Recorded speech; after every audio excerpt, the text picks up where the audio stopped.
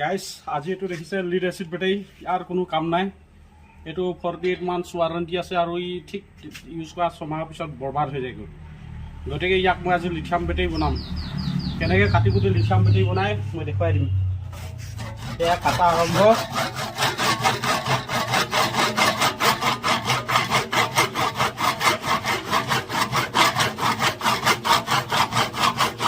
সৰকাৰী দিওঁ কাটিব লাগিব কোনো কথা নাই ইয়াক চাই ল'ব লাগিব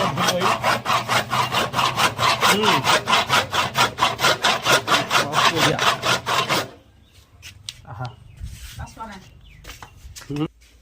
অলৰেডি আমাৰ লিথিয়াম বেটাৰী প্ৰজেক্ট চলি আছে এইটো 30 আৰু এটা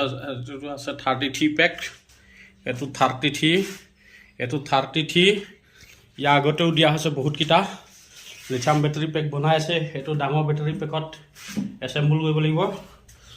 আৰু এয়া BMS অলৰেডি ৰেডি হৈ আছে আৰু এফালে এটা BMS লাগি আছে এইটো এটা BMS লাগি আছে সকলোফালে BMS এক্টিভ হৈ আছে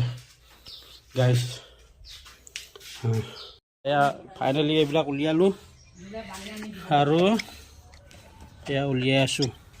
চাওঁ এইটো ধৰাহি এইটো অলৰেডি গাইজ দেখিছে ইয়াৰ চেলকেইটা বাদে গোটেইবোৰ কাটি উলিয়াই দিয়া হ'ল গোটেই এচিডবোৰ ধুই লৈছিলোঁ আমি শুকাই লৈছিলোঁ এতিয়া ইয়াক গোটেই চেম্বাৰবোৰ কাটি যিমান আছে চেম্বাৰবোৰ কাটি ইয়াত এতিয়া আমি লিথিয়াম বেটাৰী বহাম ফাইনেলি আমাৰ লিথিয়াম বেটাৰী চাৰ্জ দি থকা হৈছে গম পাইছে আপোনালোকে লিথিয়াম বেটাৰী চাৰ্জ দি থকা হৈছে বৰ্তমান এইটো লিথিয়াম বেটাৰীটো তলৰ ওপৰে কাটি বনাই দিয়া হৈ গ'ল